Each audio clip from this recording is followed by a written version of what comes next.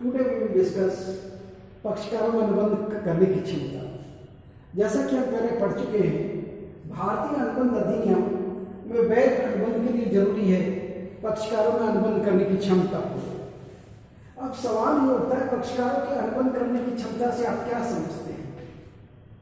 तो भारतीय अनुबंध अधिनियम का सेक्शन 11 खंड 11 ये कहता है, प्रत्येक व्यक्ति अनुबंध करने के योग्य है जो कि संबंधित राजनियम के अनुसार वयस्क है, स्वस्थ मस्तिष्क का है तथा राजनियम के अनुसार अनुबंध करने के अयोग्य घोषित न किया गया है।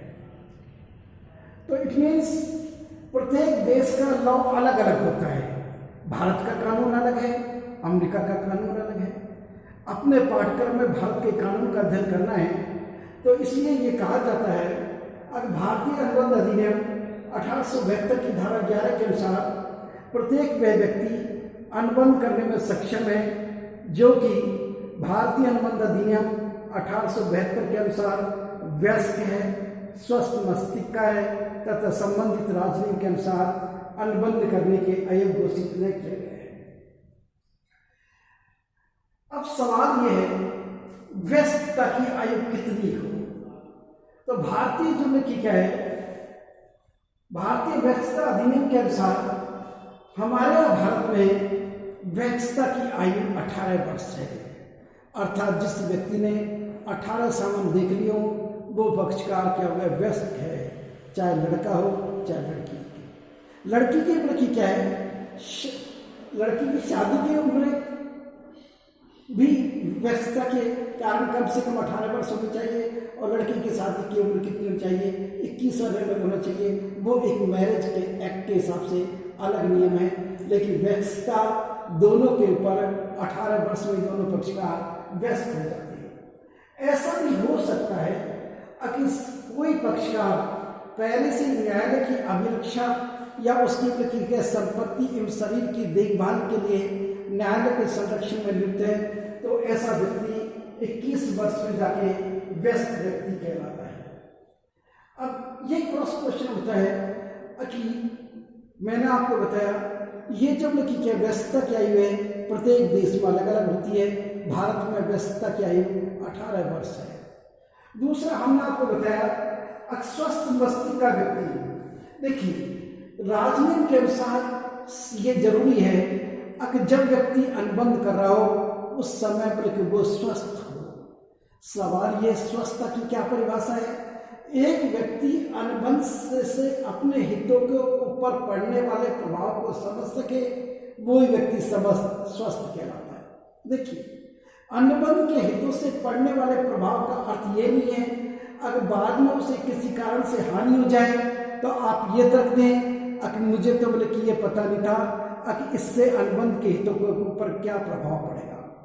ऐसा भी हो सकता है, जैसे किसी व्यक्ति ने क्या अनुमान लगाया कि स्टेट बैंक ऑफ इंडिया का शेयर्स 3 महीने बाद 300 रुपये हो जाएगा, और आज उसने क्या वो शेयर 240 रुपये में खरीदा, और मान लीजिए 3 दिन बाद उस शेयर का भाव 180 रुपये रह जाता है, तो वो ये तर्क नहीं दे सकता कि मैंने जिस समय शेयर खरीदा उस समय स्वस्थ मस्तिष्क का व्यक्ति नहीं था। क्योंकि लाभ एवं हानि, क्योंकि आपने जो अनुमान लगाया वो सही भी हो सकता है, आपने जो अनुमान लगाया वो गलत भी हो सकता है। तो ये जो अनुमान का जो खेल है ये स्वस्थ मस्तिष्क से रिलेटेड नहीं है। स्वस्थ मस्तिष्क की परिभाषा तो यही है, अब एक व्यक्ति से मान लीजिए ये कहा जाए अब आग में कूद जाओ, तो इट मीन्स वो ये नहीं समझ पा रहा है अब आग में कूदने से उसके हाथ पैर जल जाएंगे, तो ऐसा व्यक्ति तो अस्वस्थ मस्तिष्क का कहलाएगा ही। लेकिन जिंदगी में लाभ एवं हानि का जो संबंध है ये तो क्या व्यवसाय के हिस्से हैं, इसको आप स्वस्थ मस्तिष्क की परिभाषा से क्या है इंगित नहीं कर सकते, और इसमें कोई व्यक्ति स्वस्थ मस्तिष्क का तर्क देकर लाभ नहीं उठा सकता। तो स्वस्थ मस्तिष्क के व्यक्ति को हमने अपने क्या है 2 भागों में बांटा है। अब एक तो ऐसा व्यक्ति होता है जो सामान्यतः स्वस्थ रहता है लेकिन कभी कभी अस्वस्थ हो जाता है। कुछ व्यक्ति ऐसे होते हैं जो सामान्यतः तो क्या स्वस्थ दिखाई देते हैं, लेकिन मान लीजिए उसने ड्रग एडिक्ट कर लिया, शराब पी ली, अफीम खा ली और कुछ ऐसा सेवन कर लिया जिसके कारण से बोले कि क्या जिस समय उसने सेवन किया उस समय वो बोले कि क्या असक्षम हो गया अनुबंध के, अर्थात अनुबंध से अपने हितों के ऊपर पड़ने वाले प्रभावों के संबंध में सक्षम हो गया, तो ऐसा व्यक्ति अस्वस्थ मस्तिष्क का व्यक्ति कहलाएगा। ऐसा भी हो सकता है कुछ व्यक्ति में कि क्या सामान्यतः तो अस्वस्थ रहते हैं लेकिन कभी कभी स्वस्थ हो जाते हैं। जैसे एक पागल व्यक्ति सामान्य रूप में तो अस्वस्थ रहता है लेकिन कभी कभी जैसा आपने पिक्चरों में देखा होगा वो व्यक्ति बोले कि कभी कभी स्वस्थ हो जाता है। तो जिस समय वो स्वस्थ है उस समय अनुबंध कर रहा है तो उसका किया गया अनुबंध पूर्णतः वैधानिक है। अब सवाल ये है, ये सिद्ध कौन करे? अगले की क्या है, जो भी पीड़ित पक्षकार है, जो भी लाभ उठाना चाहे उसी को यह सिद्ध करना पड़ेगा। अगर जिस समय मैं अनुबंध कर रहा था उस समय स्वस्थ था या उस समय अस्वस्थ था। कुछ व्यक्ति क्या है, जो सेक्शन 11 ये कहता है व्यक्ति क्या है, कुछ व्यक्ति में के राजनीतिक स्थिति के कारण भी अनुबंध करने के अयोग्य होते हैं। जैसे व्यक्ति क्या है, कुछ व्यक्ति महत्वपूर्ण पदों पर होते हैं, विदेशी सम्राट है, राजदूत का प्रतिनिधि है, ये व्यक्ति बोले कि क्या है अनुबंध करने में क्या माना जाते हैं, असक्षम माने जाते हैं। तो ऐसे व्यक्ति भी बोले कि क्या है, ये जो व्यक्ति बोले कि जो सामान्य तत्व बोले कि क्या है, ये राजनीतिक स्थिति के कारण इनको अनुबंध करने के लिए क्या माना जाता है, अयोग्य माना जाता है। तो इसलिए बोले कि क्या है, ये जो व्यक्ति क्या है राजनीतिक स्थिति के साथ में जो व्यक्ति जुड़े हैं वो भी व्यक्ति क्या अनुबंध करने के योग्य हैं। जब तक ये अपने पदों पर बने रहते हैं तब तक अनुबंध नहीं कर सकते। ऐसा भी हो सकता है अगर व्यक्ति क्या है, कोई व्यक्ति व्यक्ति क्या है जब तक सजा भुगत रहा है तब तक वो अनुबंध नहीं कर सकता। तो इसलिए व्यक्ति क्या है, अब सवाल ये होता है अगर कि कुछ व्यक्ति जो अनुबंध करने में सक्षम है उनके साथ अनुबंध कर लिया जाए तो वो तो अनुबंध वैधानिक होगा, और जो भी पीड़ित पक्षकार है अनुबंध का न्यायालय द्वारा क्या करवा लेगा, प्रवर्तन करवा लेगा। लेकिन नेक्स्ट क्वेश्चन ये होता है, कोई पक्षकार मान लीजिए अनुबंध करने में असक्षम है, जैसे एवस, और एवस के साथ मान लीजिए अनुबंध हो जाए तो उसकी क्या वैधानिक स्थिति होगी, उसके बारे में हम अब डिस्कशन करेंगे। देखिए, एवस के साथ किया गया ठहराव व्यर्थ होता है, व्यर्थ नहीं।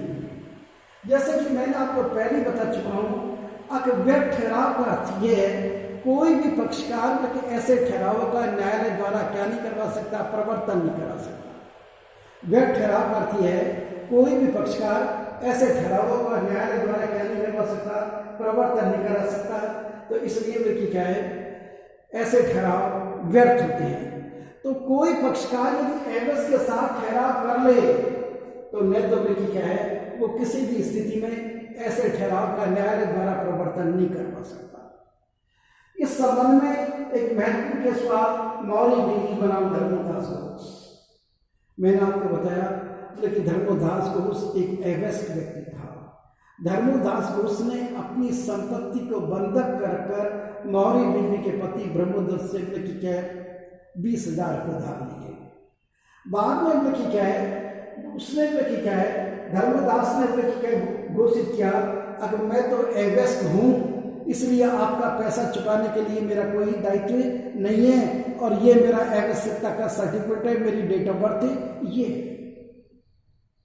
बाद में व्यक्ति क्या है, केस चला कि आपने संपत्ति गिरवी रख दी है, और लेकिन उस समय जिस समय अनुबंध किया था उस समय आपने ये भी लिख के दिया कि मैं व्यस्त हूँ, लेकिन अब आप ये स्पष्टीकरण दे रहे हैं लेकिन मैं अव्यस्त हूँ इसलिए अनुबंध करने में असक्षम नहीं हूँ।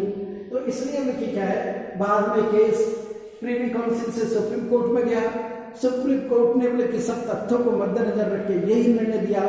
उस समय अगले की क्या है, एवस के साथ किया गया ठहराव पूर्णतः व्यर्थ है, व्यर्थ ही नहीं।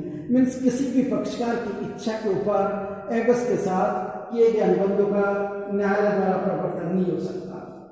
तो इट मीन्स लेकिन सुप्रीम कोर्ट ने भी प्रीवी काउंसिल के डिसीजंस को एज इट इज फॉलो किया। एवस के साथ किया गया अनुबंध पूर्णतः व्यर्थ है, व्यर्थ